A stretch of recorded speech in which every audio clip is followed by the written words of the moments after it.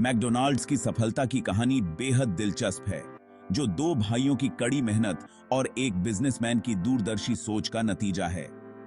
1940 के दशक की बात है, जब अमेरिका के सैन बर्नार्डिनो, कैलिफोर्निया में रिचर्ड और मॉरिस मैकडॉनल्ड नाम के दो भाइयों ने एक छोटा सा ड्राइव इन रेस्टोरेंट खोला। उस समय ड्राइव इन रेस्टोरेंट का मतलब होता था कि लोग अपनी गाड़ी में बैठे बैठे खाना ऑर्डर करते थे और वेटर आकर खाना सर्व करते थे। मैकडॉनल्ड्स बारबेक्यू नाम के इस रेस्टोरेंट का मेन्यू बड़ा था और ग्राहकों को काफी पसंद आता था।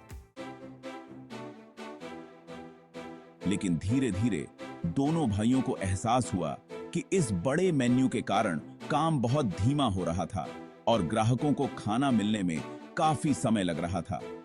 इसलिए 1948 में दोनों भाइयों ने बड़ा कदम उठाते हुए अपने रेस्टोरेंट की पूरी प्रक्रिया को बदल दिया। उन्होंने मेन्यू से अधिकतर चीजें हटा दी और सिर्फ कुछ ही आइटम्स रखीं, बर्गर, फ्राइज और मिल्कशेक। इसके अलावा उन्होंने स्पीडी सर्विस सिस्टम नाम की एक नई तकनीक लागू की, जिससे खाना बहुत जल्दी तैयार होता था। अब उनका रेस्टोरेंट फास्ट फूड रेस्टोरेंट बन चुका था, जहां लोग जल्दी से आकर खाना खा सकते थे। यह तरीका बेहद सफल साबित हुआ और लोग तेजी से मैकडॉनल्ड्स की तरफ आकर्षित होने लगे।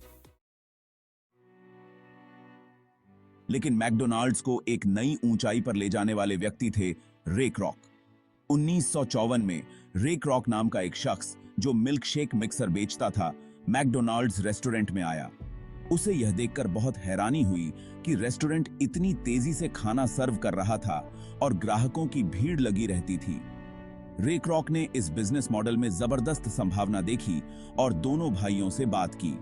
उन्होंने मैकडॉनल्ड्स को फ्रेंचाइज करने का सुझाव दिया। दोनों भाइयों ने पहले तो संकोच किया, लेकिन बाद में इस प्रस्ताव को मान लिया। यहीं से मैकडॉनल्ड्स की वैश्विक यात्रा शुरू हुई। रे क्रोक ने अपने विजन के साथ मैकडॉनल्ड्स को एक नई दिशा दी।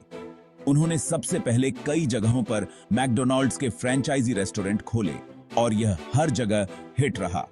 रे क्रोक ने कंपनी की मार्केटिंग पर जोर दिया और लोगों के मन में यह बात बैठाई कि मैकडॉनल्ड्स सिर्फ एक रेस्टोरेंट नहीं, बल्कि एक अनुभव है।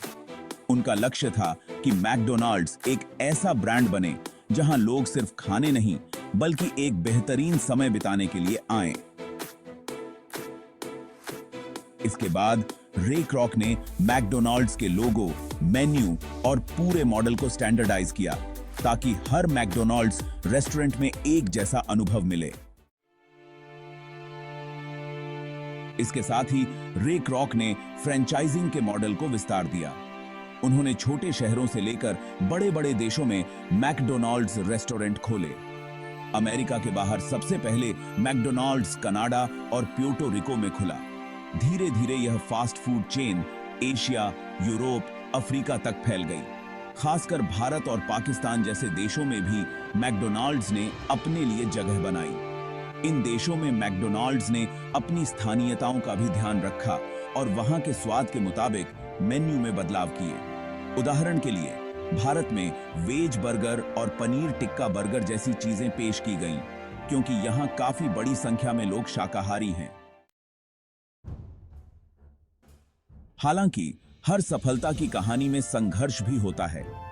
रे क्रोक और मैकडॉनल्ड भाइयों के बीच कई बार मतभेद भी हुए।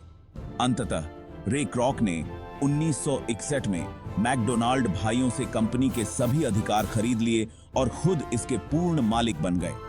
इसके बाद उन्होंने इसे एक मल्टीनेशनल ब्रांड में तब्दील कर दिया। रे क्रोक का मानना था कि अगर आपको बड़ा बनना है, तो आपको बड़े सपने देखने होंगे और अपनी राह खुद बनानी होगी। मैकडॉनल्ड्स की इस यात्रा में कई उतार चढ़ाव आए, लेकिन रे क्रोक और उनकी टीम ने इसे सफल बनाने में कोई कसर नहीं छोड़ी। आज मैकडॉनल्ड्स दुनिया की सबसे बड़ी फास्ट फूड चेन है, जिसके 100 से ज्यादा देशों में 38,000 से अधिक रेस्टोरेंट्स हैं। हर दिन करोड़ों लोग मैकडॉनल्ड्स का खाना खाते हैं।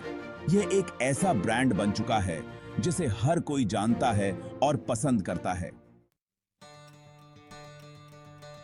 मैकडॉनल्ड्स की सफलता का सबसे बड़ा कारण था उनका तेज और किफायती खाना, उनकी बेहतरीन मार्केटिंग रणनीति और फ्रेंचाइज मॉडल।